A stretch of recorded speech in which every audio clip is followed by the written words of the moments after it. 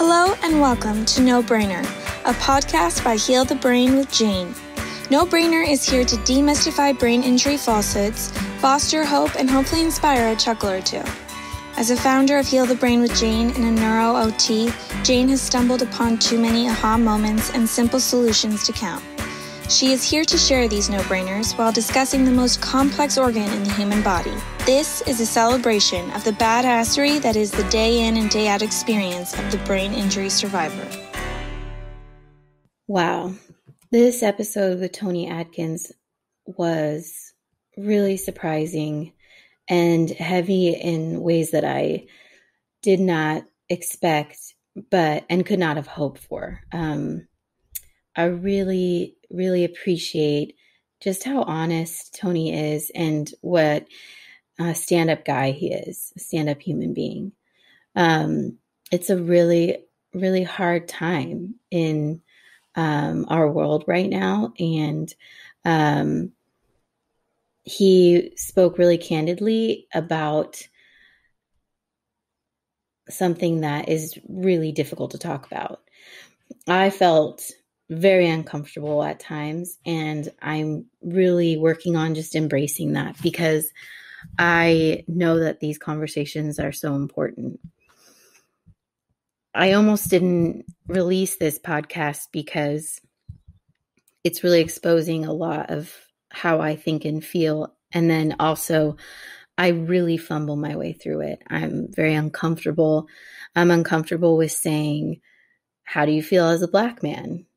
I was uncomfortable with asking about how he feels walking to his car every day. And I was saddened and felt awkward to hear about how Tony has experienced a world that I'm a part of too, as a practitioner and just as a human being.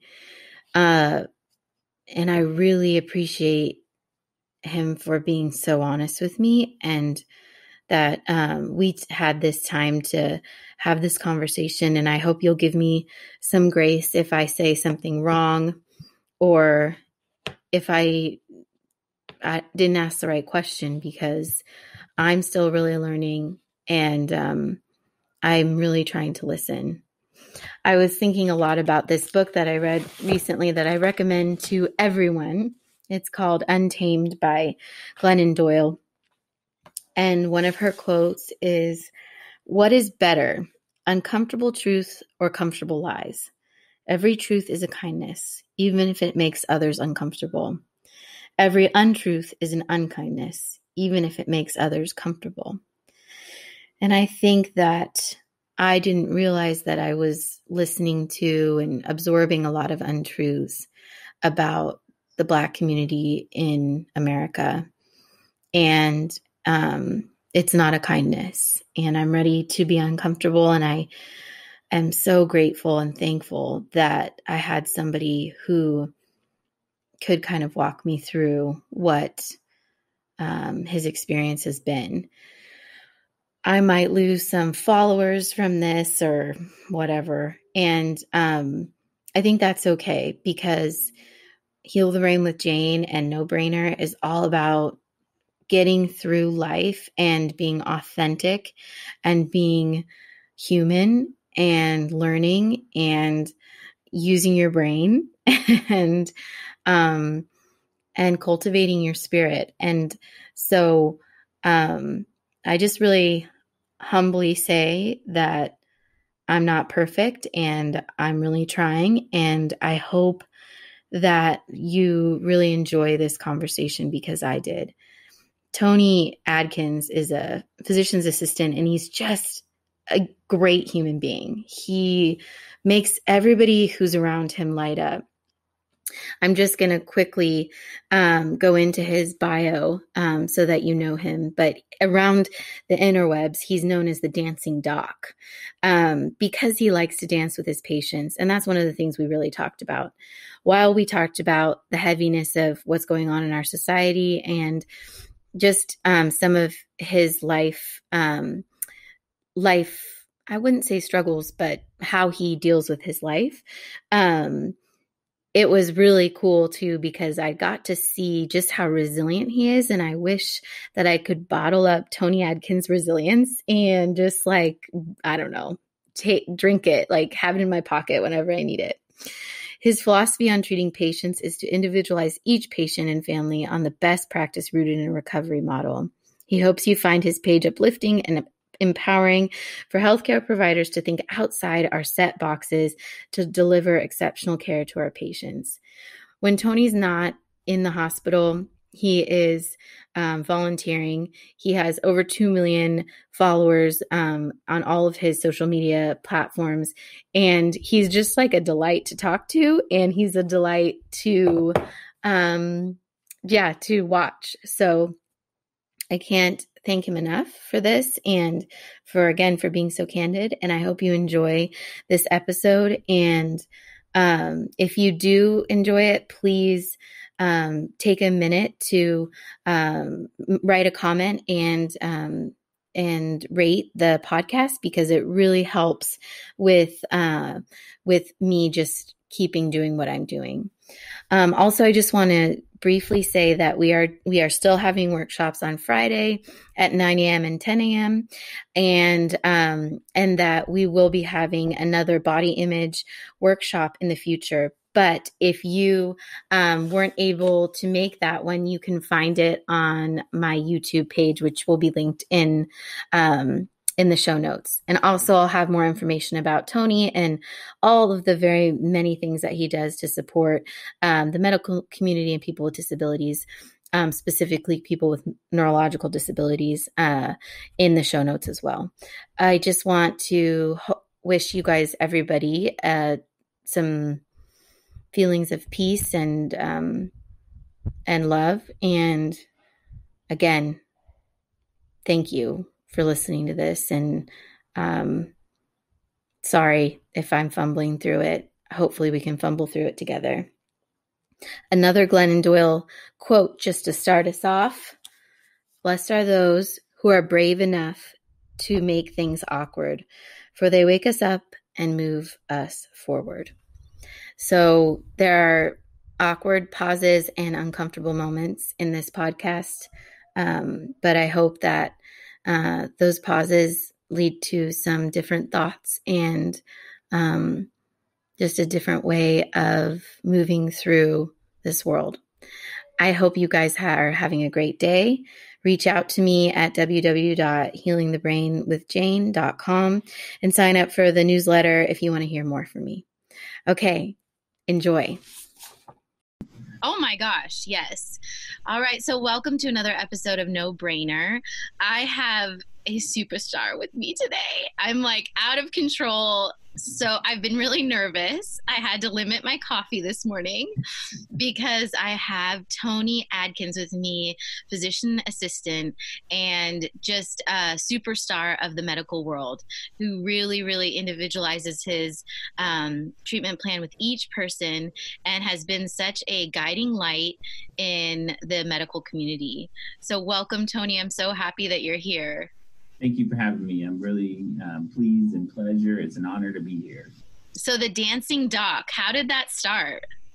So it actually started with one of my patients that suffered from leukemia as a kid, and he beat that. And he started having a lot of different neurological issues that caused neurosurgery to get involved. So he was in the hospital for a long period of time, and I would see him every day, and every day I would see the glow of childhood kind of escape from his eyes.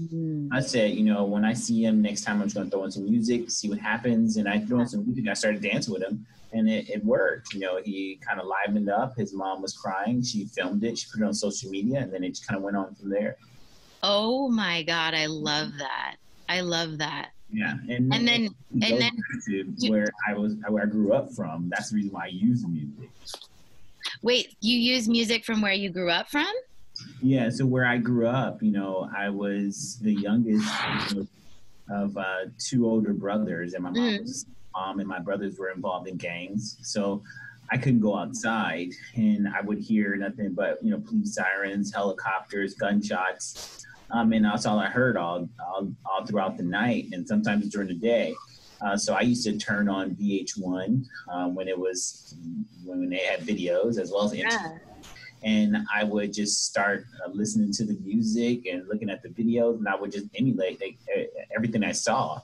And so that kind of took me out of my environment. So it made me feel great, So as I grew up, I stopped watching TV and only focused on just music. And so that's when I brought it into the room, because it helped me when I was a little kid. So that's when I started using it with that one particular patient, and it was a success. Oh my God. That really kind of hits me in a really powerful way, especially because today is Blackout Tuesday and our country has been suffering so much for a long time. And now we're getting to the point of extreme uncomfortable. Well, everybody, you've been uncomfortable for your whole life is what you were saying before we even started. So how has that been hitting you and impacting you? I mean, you're in the middle of COVID and doing all this. How has that been for you? As far as the what's been going on within the African American community, has it's been something that's been a part of our culture. Once you're leaving home, and my mom would always she instilled in me when I was a little kid is like always, make sure you have a receipt for all the things that you have when you're coming out of the store. Make sure you're not loud when you're out in public, so people aren't looking at you different. Make sure if you get pulled over by the police, you put your hands on the steering wheel. Make sure they know where your hands are at.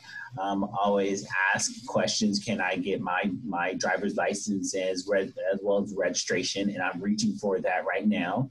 So this is what your mom taught you before you would go out. Yeah. So these are things that, within the African American community, the things that you should know to survive. And it was never written down on a piece of paper. It was something that everybody knew, and it would just be passed down from generation to generation of things that you should do and shouldn't do in order to stay alive and come home that night. And oh my God. It's, looking back at it, it was a way of living. It was a way of life, and that's the way that we have survived. It's when you go against that grain and you test it, that's when things go wrong. I don't want to put my hands right here. I don't want to, I don't need the receipt. You throw that away. So, those are things that unfortunately that we've had to do to adapt.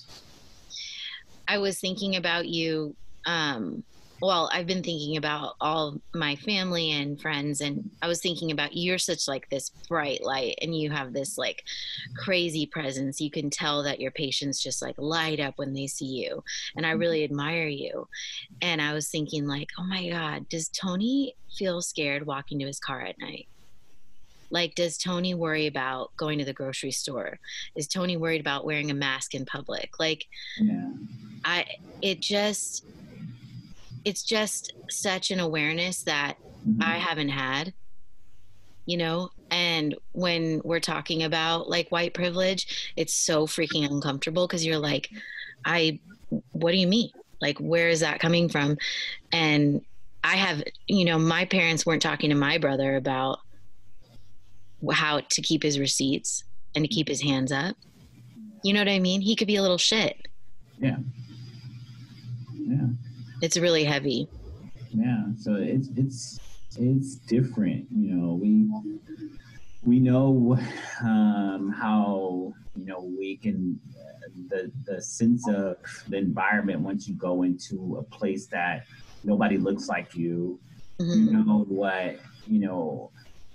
can always feel that there's somebody looking at you different. And once you get that and understand that, then you know how to brush a lot of things off, because it's a lot of covert racism daily that people like myself feel. Yeah. And you go into a supermarket where you're the only one, and then people look at you. When you go into a mall and you go shopping, people worried about can I help you? And, and other people are around and nobody's asking them. So yeah, all these different things is like, just constant. Yeah. Sometimes you're so used to it. Mm-hmm. Some people just look for it. Like, I know they're gonna come over and ask me, do I need any help? And do I need all this? You get used to it, and it's just something that after a while you're numb to a lot of things that happen. That makes me feel so heavy. Mm-hmm. I really appreciate you sharing that. I'm actually, when you were talking about your mom listing off those things, that really made me tearful, because I have 2 little sons and I keep looking at them and thinking, what if I was afraid for them every day? Right. It's just really, really tough. Yeah, no, it's tough. I remember times where, my mom would, if the phone starts ringing after 10 o'clock and my brothers are not at home, before she picks up the phone, she prays to pick up the phone. That is not something, bad news that's going to come in on the other end. Have you had any not awkward, but maybe bad reactions in the hospital lately because of the protests and what's going on? Well, you always get a lot of patients that would say, why, they're talking to me and saying, why are they saying Black Lives Matter? It should be all lives matter. And then I just, I have to educate them and tell them, there's nothing against everybody. It's just, unfortunately, there's a particular subset of people that are systematically continue to be disenfranchised, and things always going back for them. So there's nothing saying against not everybody matter. It's just, well, and obviously you of all people, like every color, every person, every age is on your platform. You are obviously pro people and making people healthy and happy. Like, it's like so a core part of you. I hate the all lives matters thing, because it's sort of like somebody used this, I think it was a musician, but they're like, if one house on the street is burning, you don't send the firemen to all the houses on the street, you send it to the house that's burning. Yeah. And the African American community is burning right now. Right. And enraged, and I'm enraged too, and more people need to be enraged to change it and to feel uncomfortable. I mean, even just being like, I was so nervous to talk to you because you're amazing and I adore you, but also because this is like a heavy time, and I would be remiss not to talk to you about it, not to really like lean into it and be like, you know what, like, I didn't realize, but I have racism in me. And because I am, and I have white privilege in me, and I need to sit here and listen to your experience, even though it hurts. Yeah. And it's very uncomfortable for everybody involved, and it hurts all the time when you know that nobody gives a damn about your people, and you try and cry and you pray, but nothing changes. It's like, you give so many people so many different things and tools to use, but yet you make it so hard for them to grab it. And I have,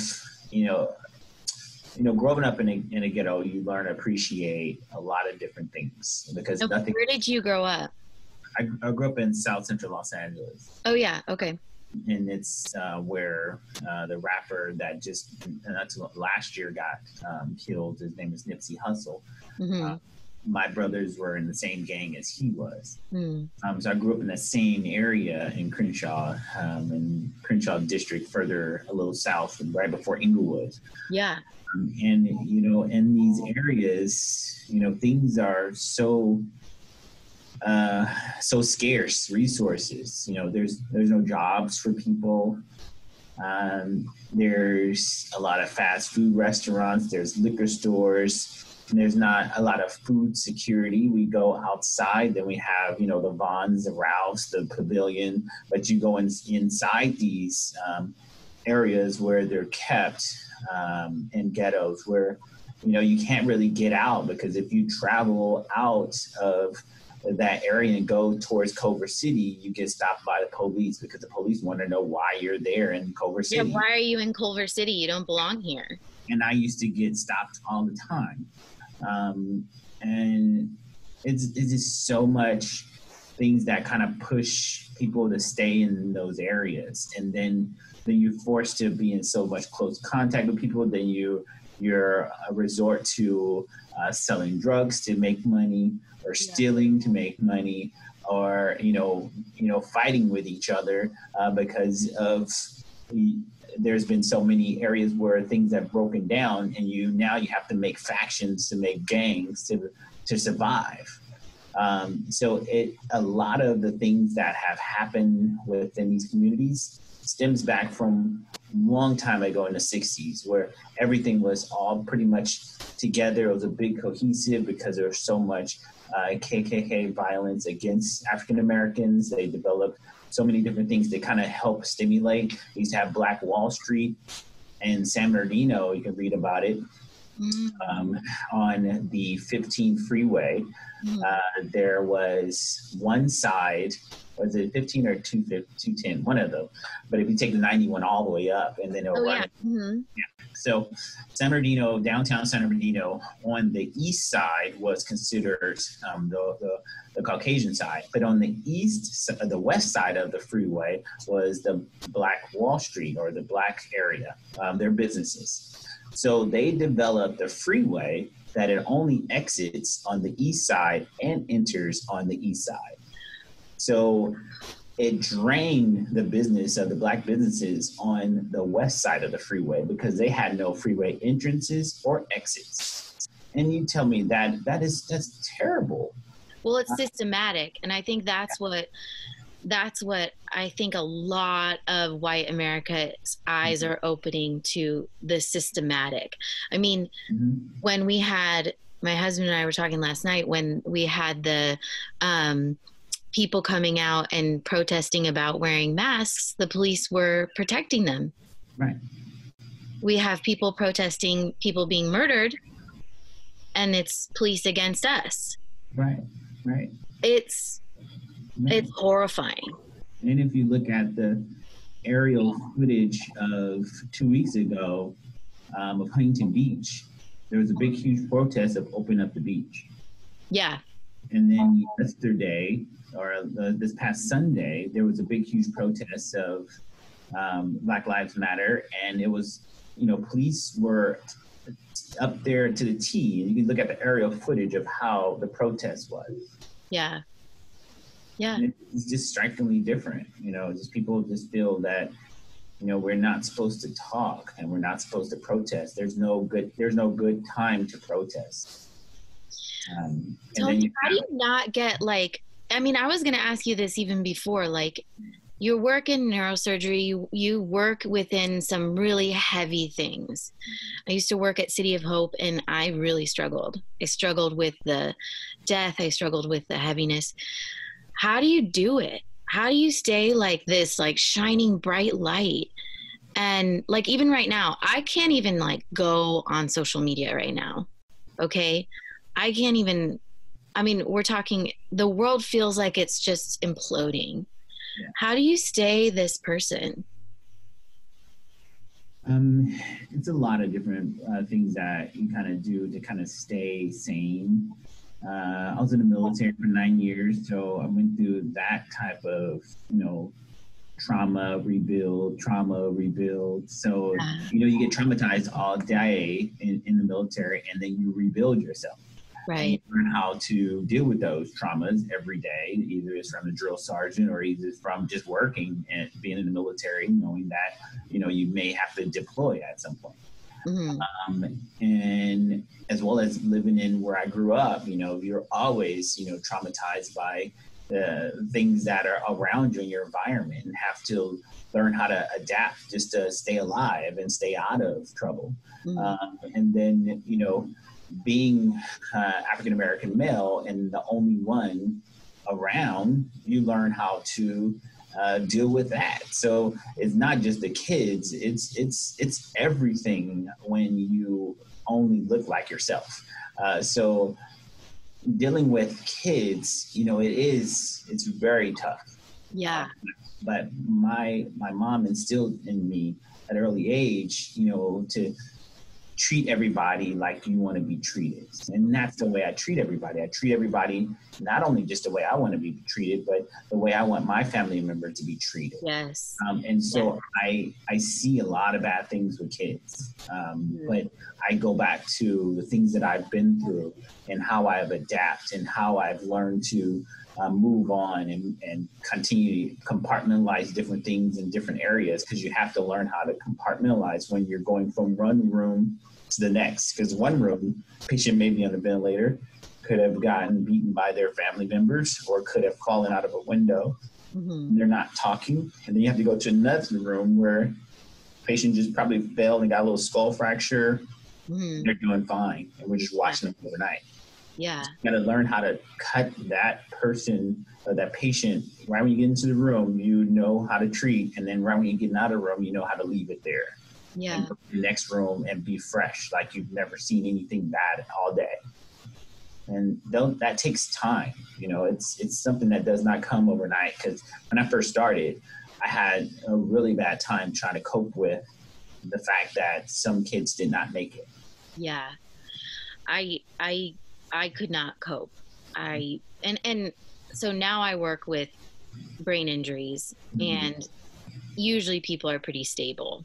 Yeah. But I still sometimes really have to talk to myself when somebody comes in and they're so depressed and so unhappy with their life. And then to be able to stop and, take what's theirs, and then go to the next person and be something for that person. That I'm still really in that learning period with that. But I see you with your patients, and I'm like, oh, I love it. This is exactly the kind of light that I want to be too.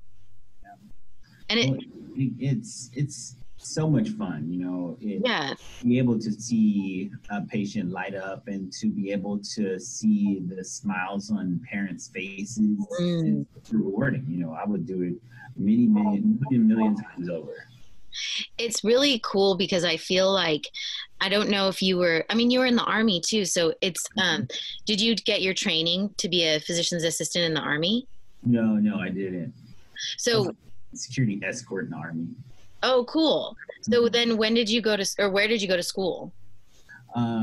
So I went to University of Washington for my physician assistant program. Nice. I think my cousin maybe went there, but I was just wondering, because I think that's one thing that is kind of tough. Like, I have a really bubbly personality, and I dance with my patients too. I'm going to start videoing it and send them to you. They're not as cute as yours. But I was like, that was not acceptable when I was working in the hospital. Now I have my own private practice, so I can be as weird as I want. Yeah. But like when I was in the hospital, the older PTs would be like, oh, here comes Susie Sunshine. Because I would come in and have my big makeup and big earrings or whatever, and I was like, here we go. And I wonder how have you been received? Have you had any problems with that? Where you come in and want to be warm and not as clinical, because you could still be clinical and be human. And I think that's where you shine, and where I've learned a lot from you just watching you. But it's not the normal in the hospital. Yeah, so it is definitely not the normal, because you're different again. I'm a unicorn. He's the black unicorn. Coined it. But it's, when I first started this and posted on social media, I had a lot of people that were, how can you be like this with your patients? Your doctors should not be like this with their patients. So I was like, man, you guys knock it off. This is what I like to do, and they love it more than I do. I was like, you do it. You accept the way that you like your provider to do your visits, and let my kids and their families enjoy me the way that I do my visits. Absolutely. And it's been so rewarding. I mean, you can tell that the kids are immediately set at ease, and that's way better than a doctor coming in, or a nurse or therapist or whatever, who's like, get up, do 10. I mean, for me, like, do 10 reps, get back in bed. It's like, they're kids. Like, they just want a friend, and they want someone to just be with them and reassure them, I'm sure. Right? Right. Exactly. But have you gotten like any bad feedback about that? Like, at first you said you did a little bit. Yeah, no, I did get it from one of the hospitals that I'm at, not the children's hospital, but one of the other hospitals. It was because it's a major corporation, and their corporation, the headquarters is up north, Northern California. Yeah. So they are. I know what you're talking about now. Yeah, so they're old school. I know what that is. They're old school. They, they were like, on contract, it states no social media, blah, blah, blah, blah. And, right. And so it was like cease and desist. And like, no problem, it's no problem. So I stopped. And then all of a sudden, at the children's hospital, it just caught on fire, and was on, started being in the local newspaper, then went on national newspaper, then went Good Morning America, then ABC World News Tonight, then Australia News, 2 different ones, and then all the local news stations here. It just went on fire. So, and the other hospital just lost it. They lost what could have been just like basically, publicity of their hospital doing something different. But the hospital took over, and it's been nothing but just a huge positive success within the realm of taking care of kids in a different way. Yeah, I mean, I think that's one thing that's hard. I mean, we're talking about change globally right now, but in medicine, I do think it's hard to change things. Yeah. We've been working a certain way for a long time. And so to be like, I want to have a genuine relationship with my patients. I want to know their families, and I want to hurt when they hurt because I'm human. That's a real different approach. Right. Yeah, because all the previous models of medicine has just been, taking the doctor's word and taking their doctor's medication and diagnosis. Now we're moving towards a holistic and looking at the patient as, a whole, not just treating them medically, but looking at them and try to treat them mentally as well. And that's what I do.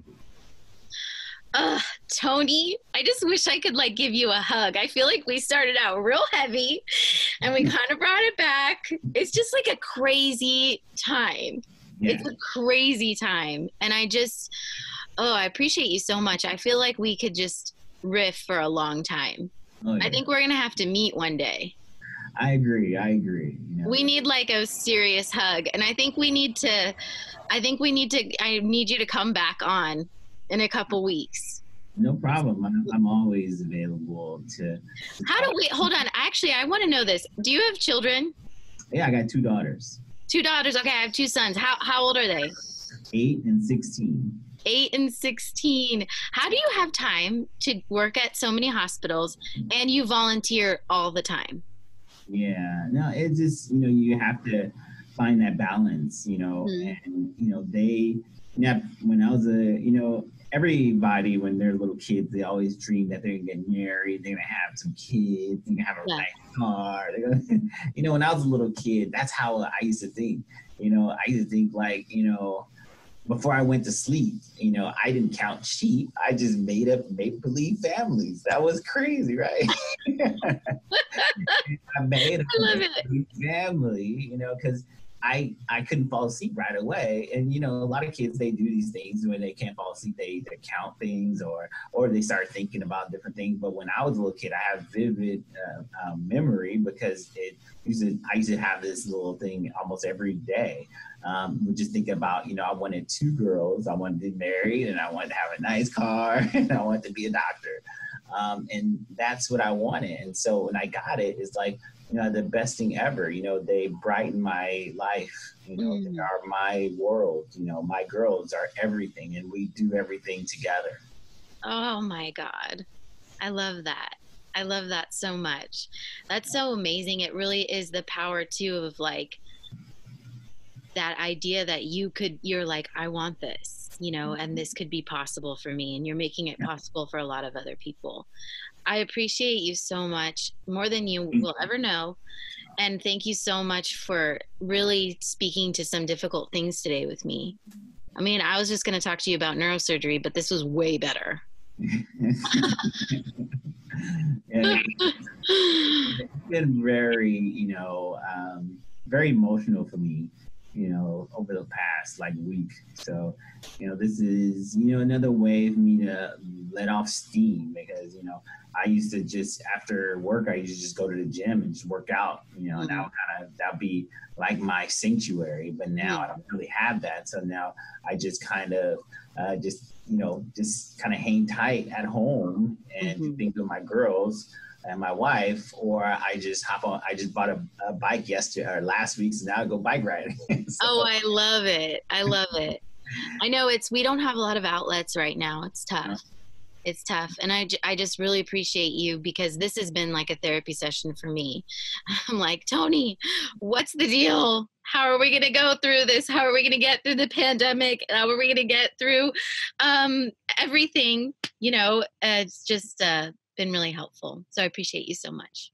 Thank you so much. I appreciate you and this effort that you're doing to bring awareness to everybody.